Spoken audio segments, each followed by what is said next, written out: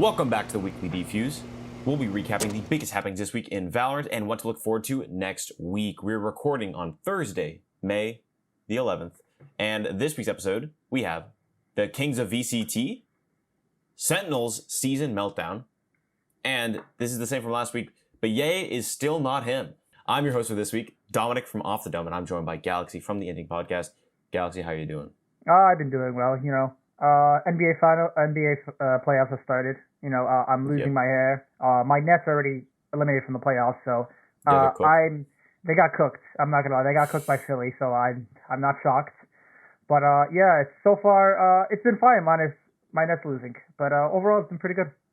As a Nets fan, do you want Philly to win, or do you still fuck Philly? Still fuck Philly, but I'd rather have Philly than Boston. So. Actually, that's also true. Honestly, I don't want either of them to win. God, dude, I'm not gonna lie. I know it's not gonna happen, but if the Heat make it back, I would love that. Yeah.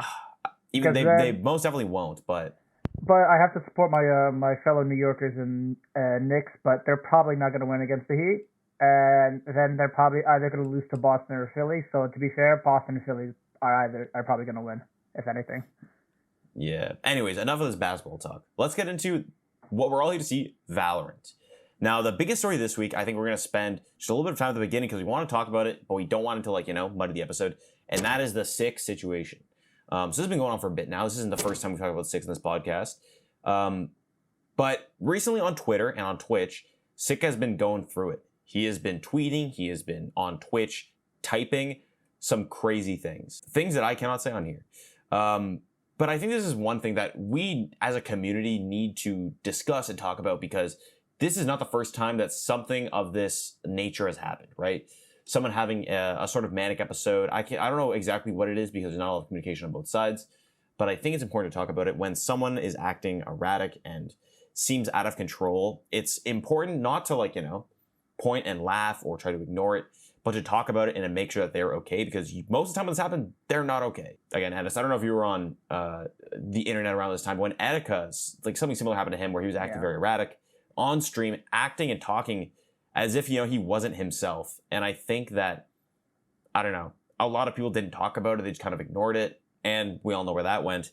It's something that we don't want to see. It's important to make sure that the person themselves is okay. And it seems like this has been going on for a bit now. So hearts out to Sick, hearts to the people around him. Hopefully they can reach out to him, get in contact with him, because I know a lot of people have been trying, which I think is good. I think it's good that a lot of people have been trying to reach out to him, and hopefully it gets through to him. Yeah, I think you gotta understand that if you are not within Sick circle, don't get yourself involved in this situation. Just try to not give the attention. I think it also spurs that the more attention he gets out of this, the more it gets worse. So you do need to understand that this is not something that needs to be taken lightly. This is something important because, again, like what Dom said, with the situation with Etika is that people didn't take it seriously. And then when he actually, unfortunately passed away due to taking his own life, people were just stunned. It was just like a stun. Like nobody expected him to actually do it. So, please take this very seriously. It's important. And if you do have any friends or if you know anybody, if you have family members that are acting sporadic or acting very different, please make sure to check up on them. It's very important.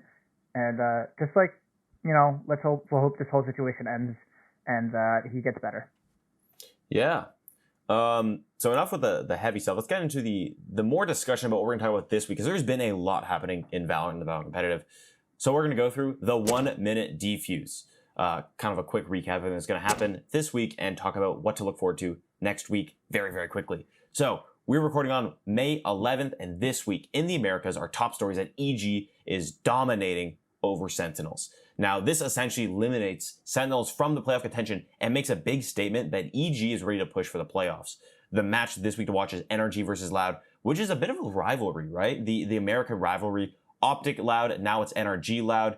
It's going to be a heater. Can NRG get the first win off of Loud? That's happening on Sunday the 6th in the EMEA. Our top story is that FNATIC is unstoppable, similar to Loud, and continuing their 8-0 streak. With this week's big matchup on Wednesday the 17th is Na'Vi versus FNATIC. Now, if we don't know, this is the big match where, Navi's only trailing by one loss. They lost the first match of the season, and they've been on 7-0 since. So can they win their first match over this dominant team? Finally, in the Pacific, our top story has been that Gen G has fallen off the mountain and is now still a great team, but not as good as they once were, going on an 0-3 1 this past couple weeks. The big matchup for this week, though, is Gen G versus Paper Rex, where it's basically saying, hey, can Gen G actually make a playoff push, a push to go to Masters? So we'll see how that goes. Again, it's gonna be tight. In other news, Moist Moguls has gone undefeated in the NA VCL, which means that there's a growing chance that the Moist Moguls might actually make it into franchising and will have a team, an influencer run team in franchising, which is pretty cool. All that and more to discuss on this week's episode. Yeah, I think with a lot of the matches going on, as we said last week, we're entering the tail end of the season, so we're going to see a lot of very intense last-minute matches that really do matter. Even the top-seeded matches, like their losses could affect it. But I think the most important thing is that, unfortunately, as of 2 hours ago, Karmine Corp are officially out of playoff contention. They have absolutely zero chance of making playoffs due to them losing to FNATIC 2-0. And what a season for them. And it's really unfortunate because they did come to the season, with high expectations, with a lot of pressure on them. And unfortunately, one of the players, I think it was Zersha or I forget. No, XMS. It was one of the players. I forgot. He essentially just walked out. They said abandoned. It could be a mistranslation, but we don't know the exact reason what's happening. But it does suck that Karmine Corp, because I even said in the beginning of the season, even in walk-in, I was like, Karmine Corp is going to come in and they're going to dominate. They're going to do really well. And and I know in the end maybe they did a little bit better. They played a lot better, but we'll see how it goes. I think with Riot ruling, I don't think they're able to make a roster change or add a roster, if I'm not mistaken. So I'm pretty sure they're stuck with the assistant coach as their player, even for LCQ. So now it's just up to them if they can focus up and win out in LCQ. Yeah, I don't know. It's kind of crazy that they just can't switch players. I mean, I understand where they're coming from. They don't want people to pick up and drop players like they would in previous splits before franchising, because you need some job security. But I think that, I don't know, there are certain circumstances where you're like, hey, these people could be able to pick up players instead of playing their assistant coaches, because again, yeah, we've seen it a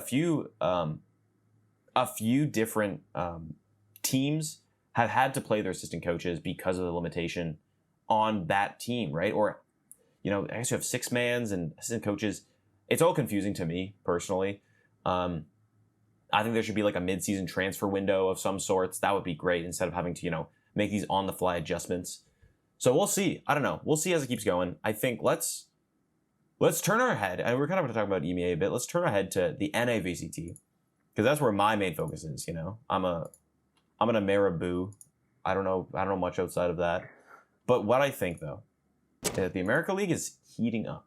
Now, of course, you have your front runners, your Cloud9s, your NRGs. Cloud9 doing well. The Cloud9's been doing well. Second in the Americas, running allowed. 6-1 have a better map differential to them. That's saying something. Mm-hmm. Do they still have to play? No, they already played. I think that's their one match lost. Yeah, 2-1. Loud's lost a couple maps actually, but that's beside the point. We have a few front runners, our top 4 in America, right? Loud, Cloud9, Leviathan, NRG. But now we have almost confirmed that Sentinels is not making it. What did you say? Like 5% chance or something? They have an absolutely, it's a very slim chance. So I ran the math. The only way they make the playoffs is 100 Thieves and EG have to lose their next 2 BO3s, and then Sentinels would have to win their next 2 BO3s. One of them is Crew, which, yes, they can win that, but then they have to go against NRG as their final one. And NRG is looking hot. They're looking crazy hot right now. And to be fair, even with Tens coming back, the recent roster change of Death parting ways with Sentinels and Tens coming back, Saucy is now the IGL and then Marv is mid-IGLing, so he's the second IGL helping him out. To be fair, I don't think Sentinels is qualifying. If they do, it'll be a crazy underdog story because 100 Thieves is still looking very solid. You know, EG is looking very good, surprisingly. They're starting 1-4, I believe. Now they're almost in playoff contention. You know, they're right behind 100 Thieves. Furia could actually bounce out of playoff contention if they flop. It is like a lot of factors into it. I don't know what's gonna happen. I think, and okay, Dom, if you don't mind, can you open up the Americas standings and can you count to me how many NA teams are in playoff contention right now?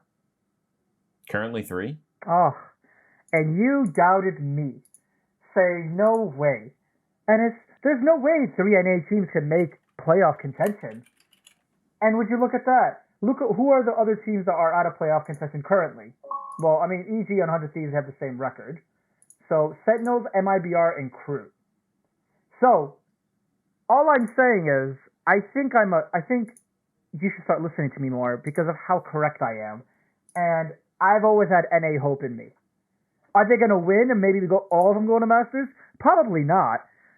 Maybe one might make it, you know. But I had my hopes in NA, and look at it. NA hopium is real. I'm really combing through the episode right now as we talk. I'm coming through this episode right now, and I'm trying to figure out. I swear you said 2. I think you said 2, and you said it was like 100 Thieves and Cloud9. I'm pretty sure I said 3 if I'm not mistaken. Because I'm like, you know what, Ennis, I do listen to you. I try my best. I leave my heart open to you, you know, every day. And I get burned so often. Remember when you said that the Karmine Corp would qualify? Remember when you said that Turtle Troop, they're doing well now. But remember at the beginning of the season, you said Turtle Troop's qualifying? You know, they went 0-4 until switching the roster up. Hey, you know what? You know, I'm trying. You know, I'm trying here to like. You said Shopify Rebellion was washed. They were 2-0. Maybe. Hey, no, I said they're washed in the first split. The second split, I give them props because they had T-Dog and Vanity. I give them props in the second split. I give them their respect. Okay, all right, valid. Remember during a whole Eco Force when you said that Ye was gonna lead disguised to the best record in groups? That's on tape. They're 0-3. Ennis. Hey, there's still a chance. There's still a chance they make it through groups. There's still a slight chance. All they have to do is they have to beat M80. That's all they have to do. That's all they have to do. They just have to beat M80. That is all they have true. to do. No, I love you, buddy. I think that this is his birthday episode. Happy birthday, Galaxy. And my birthday was on Tuesday. Happy birthday. Happy birthday, thank you.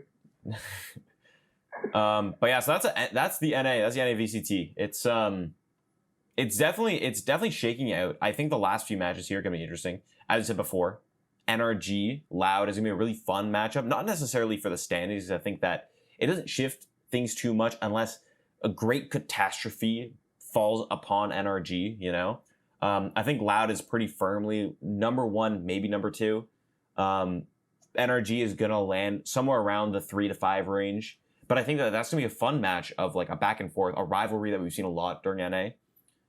In terms of like the seeding matches, other important matches this week are going to be something like Sentinels Crew. If Sentinels want to qualify, they have to win that. As well as Leviathan Cloud9. That's the 2nd and the 3rd seed. That's going to be super fun to watch, and that's on Monday. I don't know if you have any matches you want to shout out. I think you honestly matched that out. You know, I think it was the NRG and Loud thing. You know, that match is it the energy? I'm sorry, Cloud9 and I'm reading this wrong. I'm so sorry. It is the Leviathan and Loud. That's one of my personal favorites. The best team in South America versus the best team in Brazil. You know, as I kept saying, the Leviathan is one of the more completed teams in the entire Americas. I'm still standing to that against Loud. You know, an undefeated team. You know. I'm just curious on who is going to beat Loud, or are they going undefeated? Is it NRG or Leviathan? Those are 2 top teams in their region. So I'm kind of curious. In my opinion, I think Leviathan might beat them. And there is a chance of NRG, but with how they're looking, you know, Loud still looks much stronger, but I do think Leviathan is that seed that has seen them the most. So I think that or no, NRG has seen them the most, but I feel like Leviathan has their number when it comes to pure 1-to-1 matchups. Quickly moving over to EMEA, we kind of talked about it a little bit before. Karmine Corp, sad face emoji. Sad face. Koi, sad face emoji. They weren't very good. Shout out FNATIC. They've looked crazy good. It's crazy looking at their team, and like these are some of the best players in the world, all on one team. Like you can look at a team like DRX, and I think maybe because they've been on the same team for so long, you can say, all right, yeah, this team is like they're a known quantity. They have like some of the best players in the world in terms of like Mako, stacks on IGLing. But I feel like FNATIC has slowly accrued these like players over time to be like, all right, we need you next. We need you next. They had Boaster and Durka, and I think Leo for a while. The addition of Alfier was really good, and the most recent edition of Chronicle is literally like they're just slowly collecting the fucking Infinity Gauntlets of like insanely cracked players, and they're able to play together under, again, one of the best IGLs in the world, Boaster. They've looked so good, and I think that matchup against Na'Vi is going to be really important. Not just to like how important like the seeding is, because that's important, right? But I think it's going to shout out like how good and how dangerous the FNATIC roster is. Because Na'Vi's looking good too, but like I don't know. Maybe it's just their one loss against Koi, the team that's now 1-8. It's like, man, Na'Vi's good, but like there's always going to be a tiny bit of an asterisk there because they aren't the same team, even though they have like insane players. Again, championship pedigree, crazy good players, but again, there's maybe not that fear from like compared to the monster that is FNATIC. Yeah, I think it is funny because do you remember the last time they even lost a sort of a series? They've lost to Ascend in a best-of-1 series. You don't know when? Back in October 19th of 2022. That is the last time that FNATIC has lost. They are currently on an 18-game winning streak. Yeah. No team can touch them. They won on a single. The only team that ever took a map against them was Loud in the finals of the lock-in. BBL took one map off them. They managed to take one map off them, and that's it. That is the only time they've ever like had any. They've even shown that they can bleed a little bit. So, yeah, and one thing I want to point out is that lost to Ascend, they don't even have Chronicle. They still have Mystic on the team. Yeah. So since the addition of Chronicle, they have not lost. I think the one pro tournament was the first time he played. Yeah, the one pro tournament was the first time he played. Exactly. Since then, they look so stupidly good. It's broken. Yeah, it's so good. Their sixth man, Kimmich, he played the first 3 games with them, he played the first 2 games because Alfier had visa issues, and they were still dominating. So, like, not if any of those players can't play, they have a star-studded sixth man that can just play any role he wants. So they're actually the more like I joke and say Leviathan's the most complete team, but this is Leviathan but on super steroids. So yeah, this is an insane. I'm gonna be very shocked on who wins between FNATIC and Na'Vi because I could see it can go either way because I think now Na'Vi is no joke too. They're on like they're on a 7-game win streak. Yeah, but minus their first week they lost, they've been tearing it up. They've been like killing it lately. The most recent Na'Vi roster, the only teams they've lost to are FNATIC in 3-0 in Sao Paulo and Koi in the first week, which you can maybe say, there was some nerves or something. They just didn't play well. Yeah. But since then, they've lost a map to Giants and they've lost a map to Heretics. And they've clean sweep BBL, Karmine Corp, Team Vitality, and Team Liquid. You can make an argument that these teams aren't as strong as Na'Vi and FNATIC, being that, the second place is Giants, I'm pretty sure? The second place in EMEA is Giants. Yeah. With 4-4. Team Liquid falling with a 4-3 record. So again, these aren't like statistically crazy or as crazy as FNATIC 8-0, one map lost, 92 round differential. or even Navi's own 7-1 with 4 maps lost, you know? Yeah. So it's definitely a 2-horse race in that sense. If Navi can win the run back, that is huge, not only for like the region, being that like it's going from like a two team kind of region to a 1 team region, right? If Navi can prove they can beat FNATIC, that means that there's 2 giga threats in EMEA versus just 1 giga threat and 1 like, you know, major threat. Yeah, and I know we do need to understand that because EMEA did win the VCT lock-in, there are 4 slots for them. So 4 out of these 6 teams do qualify for the for Masters Tokyo. So I mean, you can say that, you know, FNATIC is not Vitality, FNATIC and Navi, you know, they're probably making it most likely to the Masters Tokyo, but then it's like it's a 4-man race on who's getting the last 2 spots. So it could be it could be Giants, Liquid, Foot, and BBL, and then Vitality's still technically on the race. So who knows what could happen. So it's going to be interesting to see, and I'm excited. You know, EMEA is finally turning up, because I was kind of like sleeping on them a little bit, that region, but now it's turning up. I like it. Yeah, I see Bodor posting a lot about how like the EMEA tier 2 scenes like in shambles, and like people just keep pulling out left and right, and I'm like, damn, is EMEA them? You know. And maybe they still got some fight. They still got some fight in them, you know. I got one more in me. Yeah. From that one meme. Vince Carter. Hell yeah. Yeah, exactly. Let's shift our view over to the Pacific, one of the most dynamic, fun regions. I haven't watched a lot of it recently, unfortunately, because all the matches happen at like 3 a.m. here. Yeah. So I'm sorry, Pacific fans. So this is gonna be very like light skimming of the region. But what I do know is that DRX are still them. Continuing their own lead, 7-0, going into this next week. They have 2 more matches to play, so that'll see if they'll end up 9-0. Again, their match to play though are Team Secret and T1. Not necessarily like the biggest teams. T1 is looking pretty good. They're currently 5-2. But I think they've also lost to a lot of the top tier talent. Teams like Paper Rex, teams like Gen G, which DRX has already done and dusted. So we'll see how that goes. In terms of how they're going to qualify, because I think that this is kind of a 2-horse race. I think T1 is looking good, but at the end of the day, I think DRX, Paper Rex are the 2 top dogs in that region. And that 3rd spot's going to be up for grabs.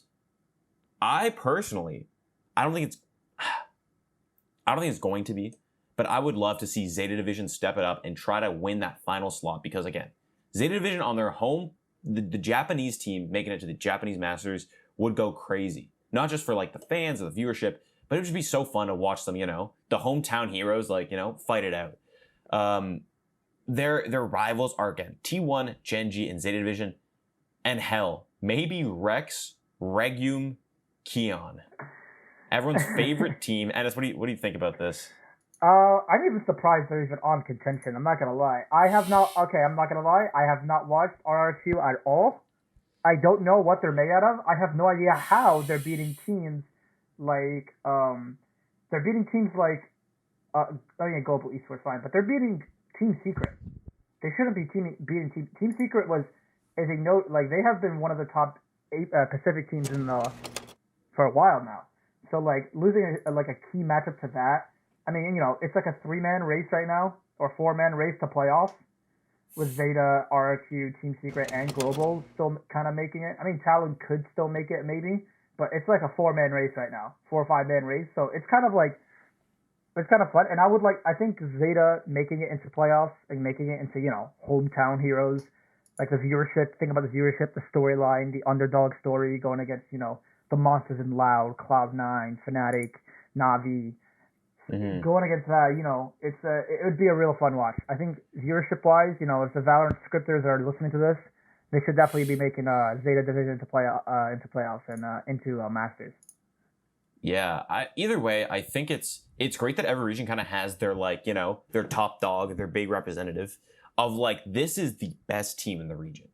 In EMEA, you might have 2, you know? Outside of that, and like, actually, every region kind of has their like number 1 and number 2 guys, I think, like for sure number 1. But then there's always like a kind of a second guy in there, right? With Pacific, you have Paper Rex, who has been that top dog, but really you have DRX at the top. Same with the EMEA, you have FNATIC, who's like the top dog, and you got Navi, like, you know, inching in, but I'd still give it to FNATIC. Finally, you have Loud and Cloud9. Loud, crazy, looking so good. Winners of the most recent lock-in, right? Oh no, wait, they weren't. They placed second. Oh my god, I'm dumb. Yeah. FNATIC won. Sorry, Loud was just looking dominant at lock-in, and then you have Cloud9 inching in and getting closer to that top dog, which is again surprising because their lock-in roster was not great apparently. So anyways, I think it's gonna be a great battle between the three regions, and that's kind of it for the VCT. Yeah. What do you guys think? Oh, leave your comments down below. Who do you guys think, will make in that last spot? Who do you think the first undefeated team is going to lose? That'd be nice. But leave everything down in the comments down below. Yeah, my question of the day for you and for the people is who would win in a fight? Say Riot changed the rules of the game, right?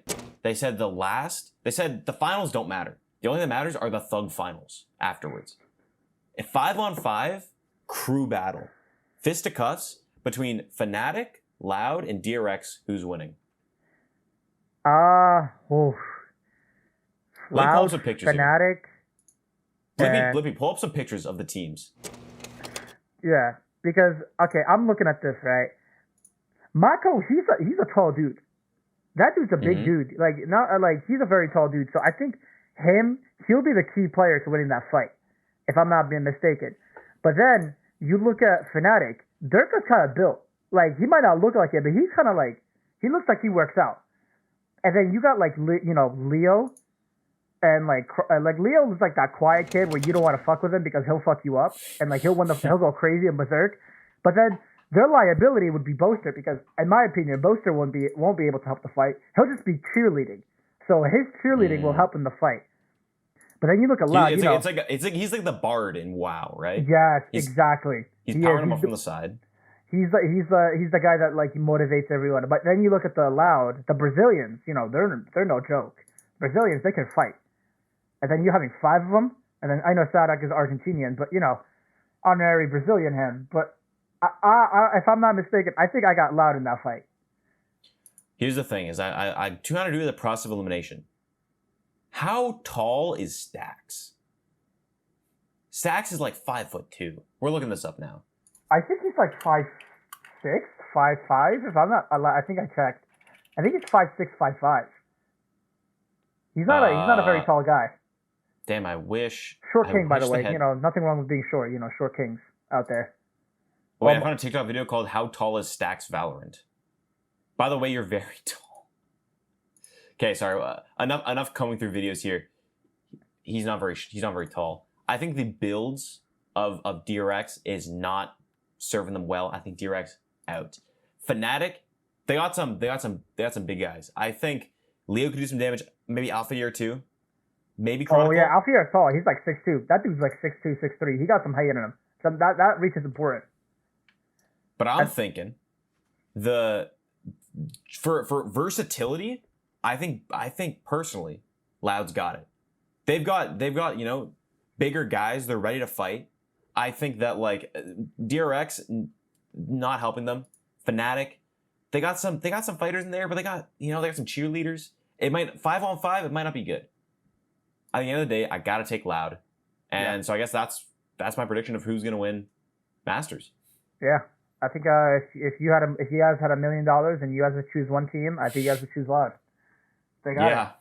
that's the eye test. That's the eye test right there.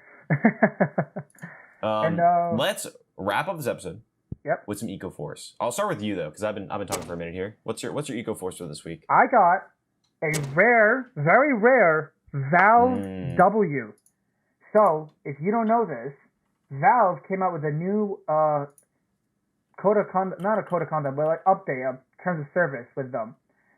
They have officially banned gambling, and this is the context. They've banned gambling within servers. Of course, third party gambling servers, they're fine. They're not going to die out. But you are officially not allowed to promote gambling or betting of any sorts within Valve servers. Also, they have officially made Smurfing officially bannable. Smurfing and boosting have officially been bannable on Valve servers. This came out of nowhere. This was on a Wednesday at 12:30 p.m. Just randomly dropping a new terms of service. So everybody, because CS2 is around the corner coming in. They're about to release it in like 2-3 months. It's around the corner. So they're coming out hot, updating their entire service, a new overhaul. And in my opinion, this is a very rare W from Valve because, as I said before, you know, you can get in contact with the Pentagon easier than you can get in contact with someone in Valve. So them listening and doing something like this is a very rare occurrence. So that's my eco for it. That's my eco of the week, which rare, very rare, very, very rare Valve W. Wow. Yeah, I don't know about that. I hope that like Valorant like kind of picks up the steam because, dude, I don't know.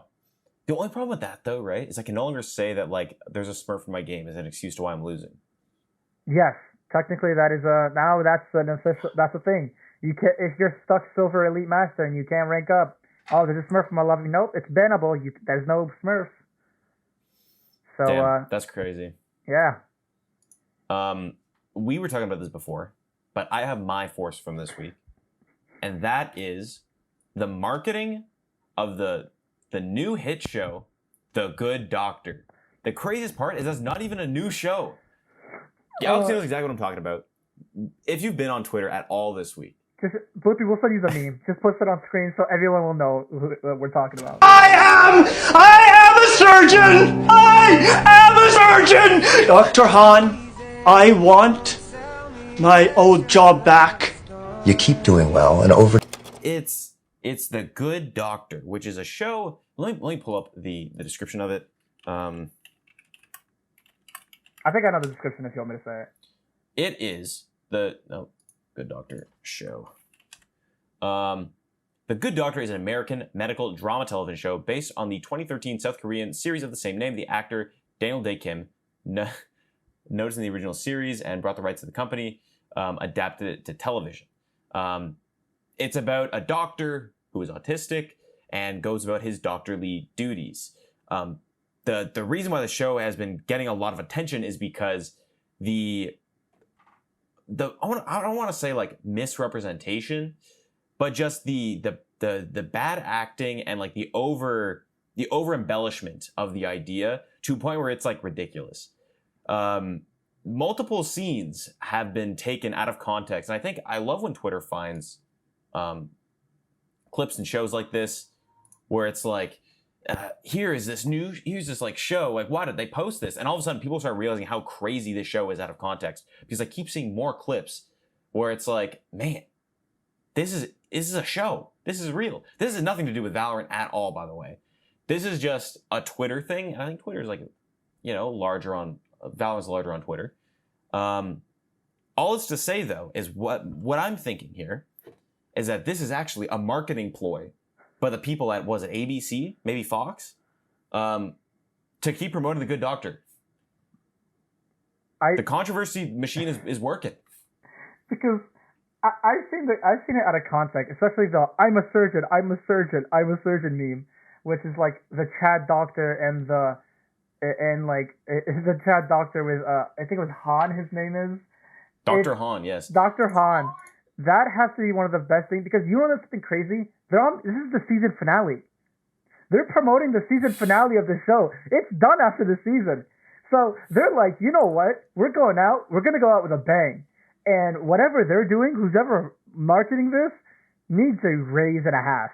Because everyone's talking about this show and how absolutely awful this show is. Because this makes no sense. Because they're saying, I mean, so like my sister, you know, she's explained this to me. My sister works with autistic kids, and she helps them, you know, develop. And she tells me there's a spectrum. If many of you don't know, there's a spectrum of autism. So there's a high-end one where you're very high functioning, and you know you might not look like it, but you are, you know, you could be autistic, but you can still function normal. And then there's the very low functioning where they need very much a lot of assistance. They can't be trusted on their own. They always need a parent or guardian with them. And I showed my sister this. My sister's in disbelief because she's like, it is possible for someone with autism to be a doctor, but the way they're presenting it is very interesting, she said the least. Because it is I've seen the clips and you know what, they could be taken out of context, but it's just insane. I think the show is just awful, but it is so awful that it's entertaining. So props to them. Yeah, one thing, I think the idea of like different representation in like media, for example, like autistic representation, I think is generally a good thing. There's a way they could have done it, but it's to a point where it is like absurd, because I saw a tweet that was like talking about how like there are a lot of like doctors that are somewhere on the spectrum because of, I don't know, just like they just happen to be. But at the same time, this is a weird kind of middle ground where they're trying to, I don't know, like try to make a point and like use it as like a vehicle for a narrative. But like there's clips where he just like walks out of the surgery room and it's like, I'm like, I'm in disbelief. I don't know what to think of this, you know? And like there's one where he just randomly, like I think there was one clip where he was just like, oh, he just has a child now. He just got a girl pregnant. And now he's a father.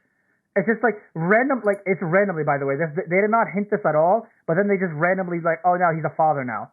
It's like, where's all this? Like, where's the show? Where's the pacing? Like, it's just so bad. So, but you know, the memes are great though. We gotta respect the memes.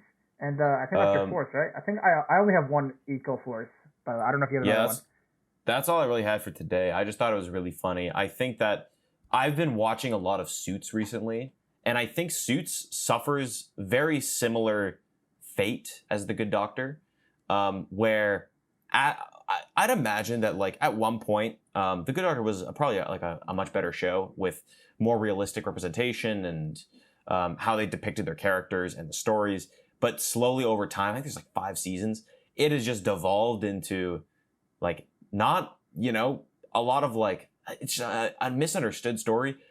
I've been watching Suits and I just every time slowly try to pick apart what's going on in these scenes. And it's like they're just doing things to make the story go around. And it's like very clearly these like writers have not been writing, you know, a very good story. Yeah. So I don't know. And, you know, a lot of TV shows, I mean, the perfect example, The Walking Dead. The first 4 seasons were amazing. One of the best first 4 seasons I've ever watched in a TV series. But then it just derailed, took too long. It suffers from American television. It's just, like, not good. But, you know, that's what you get for making a really good show in the beginning of them, just for it to flop in the end. But, yeah. Anyways, that's enough about television. Actually, I don't know when the last time I was watching television before this. But for more competitive Valorant content updates, follow us at The Weekly Defuse on Twitter and give us a subscribe on YouTube at The Weekly Defuse as well. Thank you for watching another episode. The next week will be live on Friday, May the 19th. This current episode will be released on the 12th. Week after will be the 19th. Thank you all for watching. Have a good one. Peace. Have a good one, guys. Bye-bye.